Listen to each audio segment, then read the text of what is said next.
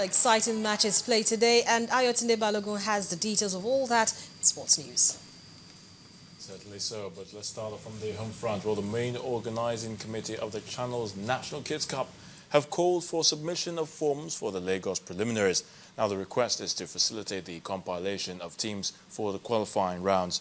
The Lagos preliminaries, which will be on a knockout basis, is scheduled to kick off on the 13th till the 15th of next month at the Campus Square and Oniko Stadium in Lagos. The final 4 teams from the qualifiers will represent Lagos State to compete with 12 other teams selected from different parts of the country. Well, it is the 6th edition of the Channels Kids Cup and the 2nd of the National Series.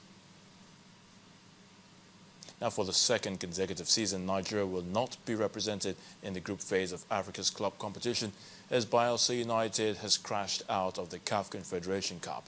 Christian Kwame scored the only goal in the 82nd minute to hand the Sewe Sport of Cote d'Ivoire a 1-0 win in the second leg played at the Sapele Stadium in Delta State. It also ensured the Ivorians progress on a 3-0 goals aggregate.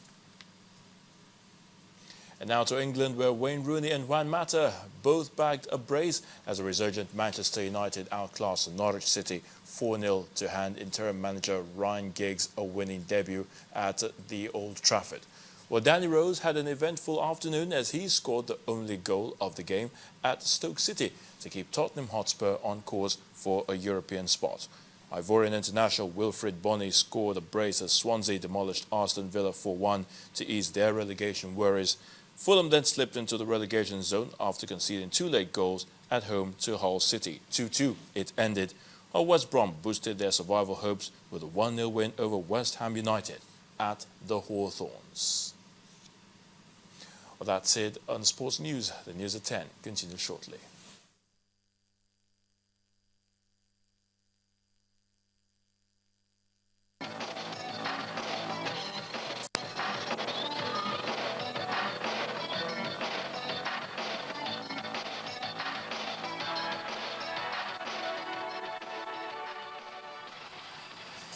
Staying on the foreign scene but away from sports now, Afghans will once again go to the polls next month to choose their new leader.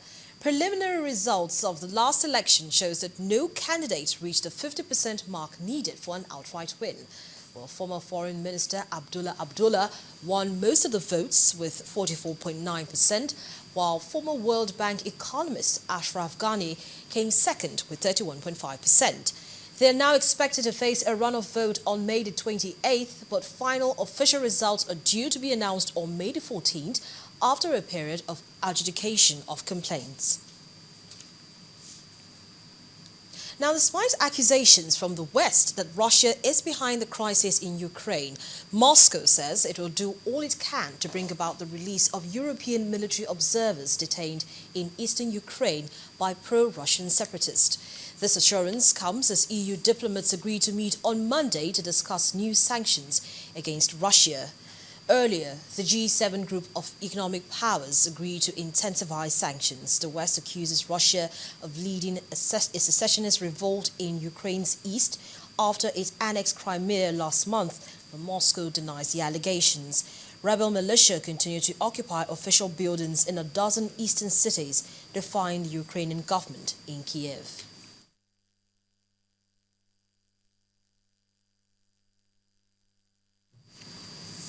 And finally tonight, our destination today is New York, where 100-year-old Elizabeth Nan Smith reveals the secret to healthy living.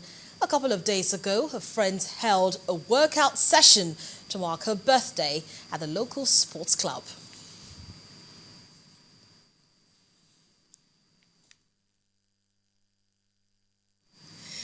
Very cute. She does look pretty amazing. At 100 years, she's still able to go to the gym.